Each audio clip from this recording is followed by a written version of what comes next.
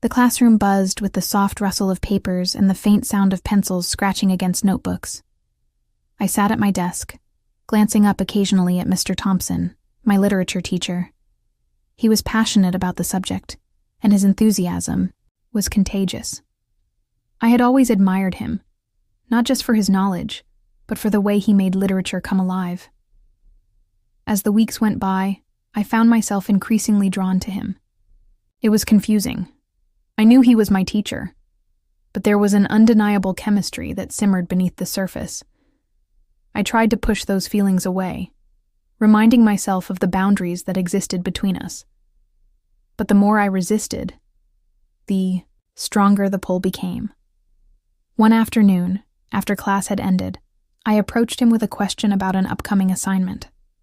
As we discussed my ideas, I noticed the way his eyes lit up when I spoke about my passion for writing.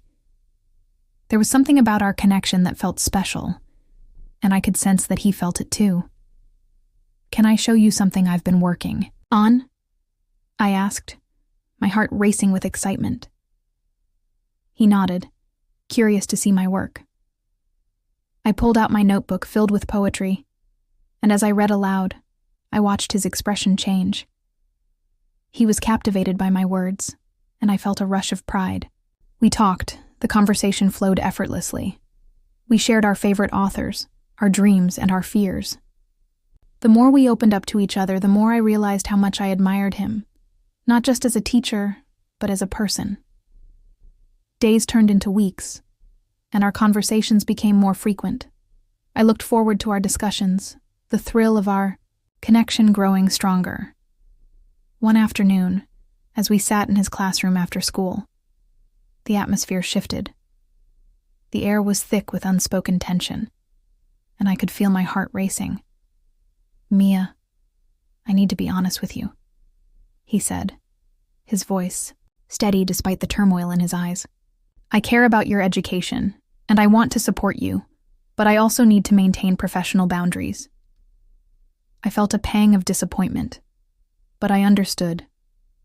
"I know," I replied softly, "but I can't help how I feel. You inspire me in ways I can't explain." My words hung in the air, and I could see the conflict in his expression. In that moment, I realized we were crossing a line that could never be uncrossed. I took a deep breath, trying to regain my composure. "Mr. Thompson, this is complicated. We need to be careful," I said, my heart heavy with the weight of our situation. But the connection between us was undeniable. As the days passed, we found ourselves drawn to each other, the tension building with each stolen glance and whispered conversation. I knew we were playing with fire, but the thrill of our connection was intoxicating. One evening, after a particularly intense discussion about a novel we were studying, I lingered in the classroom. The sun was setting, casting a warm glow through the windows. "Can I stay a little longer?" I asked, my voice barely above a whisper. He nodded, and I felt the air shift around us. As we talked, the conversation turned more personal. We shared our dreams and aspirations, and I felt a sense of vulnerability that I hadn't experienced before. The moment felt charged, and before I knew it, I leaned in closer, my heart pounding in a moment of courage. I leaned in, and our lips met in a soft, tentative kiss. The world around us faded away, and I felt a rush of exhilaration mixed with fear. I knew we were crossing a line, but in that moment, it felt right. As the kiss deepened, the classroom transformed into a cocoon of intimacy. I could feel the heat rising between us, and the thrill of the forbidden made every touch feel electric. I had never imagined I would find myself in such a situation, but the excitement was intoxicating.